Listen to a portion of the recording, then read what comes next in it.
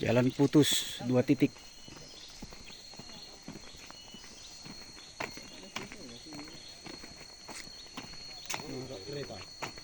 Jalan tentara ini juga.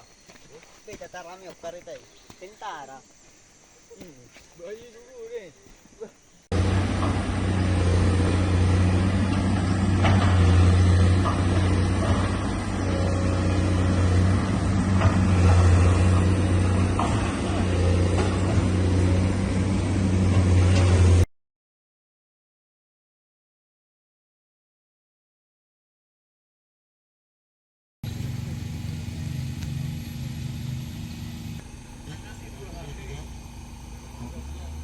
Kadangnya berapa?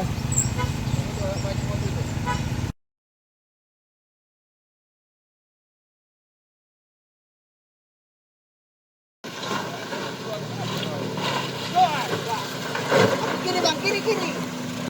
Aman jadi supirnya.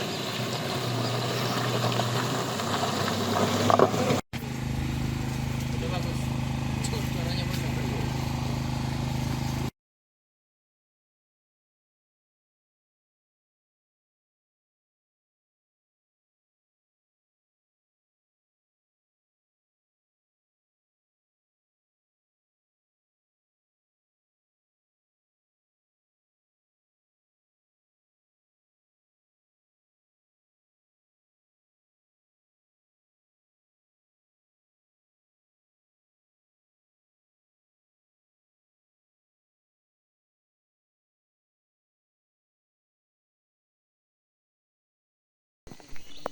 Jalan putus 2 titik.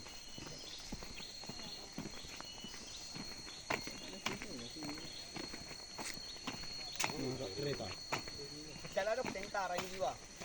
Beda tarami opkarita. Tentara. Bayi dulu nih.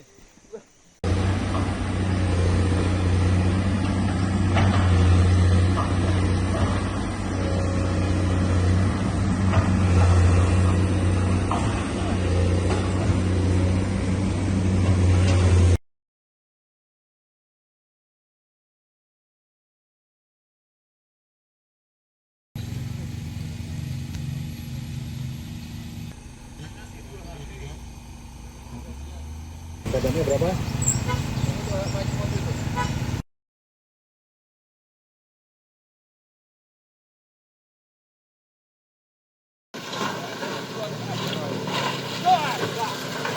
Kiri bang, kiri kiri.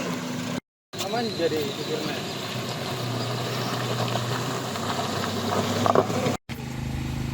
Udah bagus. Suaranya bagus.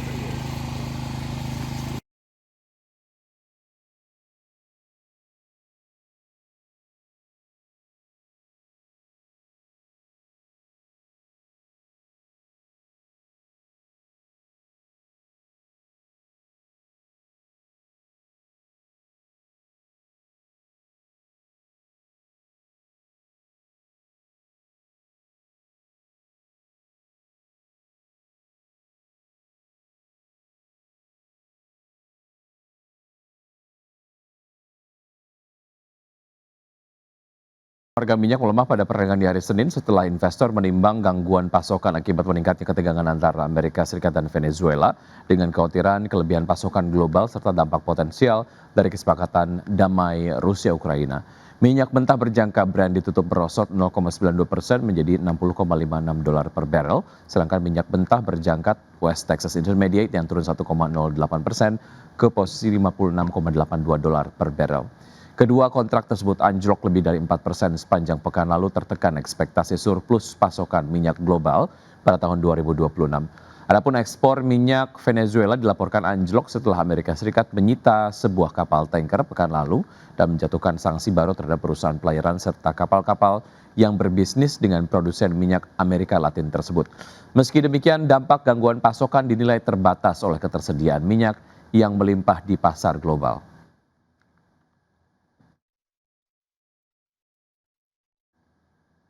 Selanjutnya dari bursa global, bursa saham Wall Street ditutup lebih rendah pada perdagangan di hari Senin karena investor bersiap menghadapi serangkaian data ekonomi akhir pekan ini sambil menilai laporan tentang kandidat ketua The Fed dan komentar dari para pejabat kebijakan untuk mendapatkan petunjuk tentang prospek suku bunga. Kita lihat data penutupan perdagangan di dini hari tadi, pemirsa. Indeks S&P 500 yang ditutup melemah 0,16% ke level 6.816. Indeks Dow Jones Industrial Average yang terkoreksi 0,09% ke level 48.416 dan Nasdaq Composite yang terkoreksi 0,59% ke 23.057.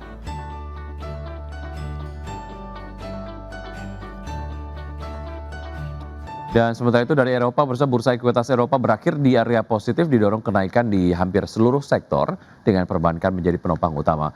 Kenaikan ini membuka pekan yang syarat agenda keputusan Bank Sentral dan rilis data ekonomi Amerika Serikat yang sempat tertunda.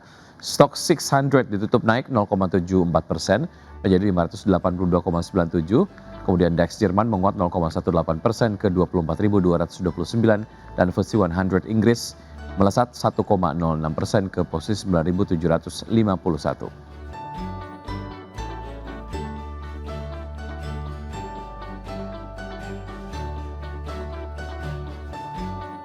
Pertumbuhan output pabrik China melambat ke level terendah dalam 15 bulan dan di saat yang sama penjualan retail mencatat kinerja terburuk sejak berakhirnya kebijakan zero COVID.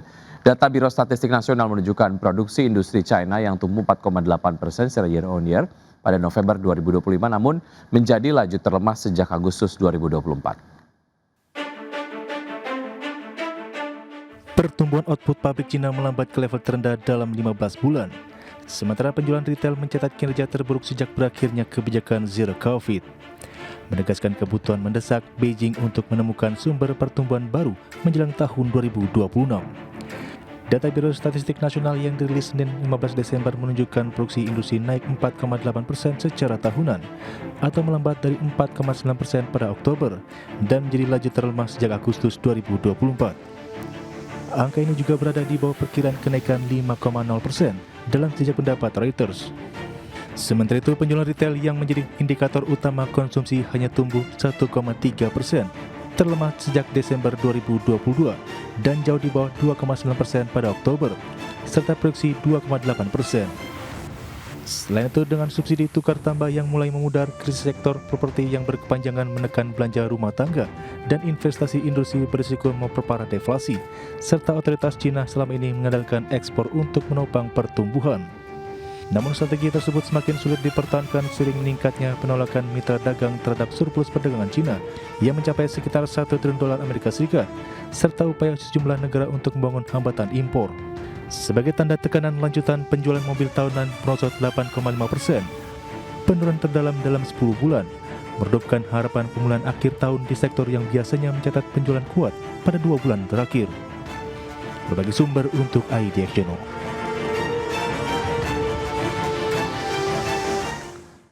Ya, sementara itu pemirsa, indeks harga saham gabungan atau IHSG akhirnya ditutup melemah di level 8.600-an di perdagangan hari Senin.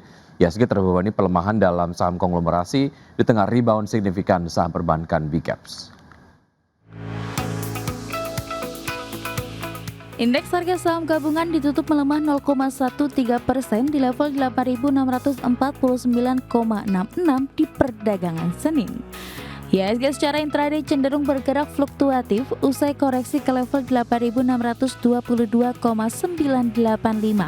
dan sempat menguat ke level 8.720,683. Indeks sektoral dengan kenaikan terbesar sektor kesehatan melaju 3,5%, sektor keuangan naik 2,2%, dan sektor barang konsumen non-cyclical menguat 0,5%. Indeks sektoral dengan pelemahan terdalam sektor energi turun dalam 3,45%, sektor infrastruktur koreksi 1,94%, dan sektor barang baku melemah 1,4%.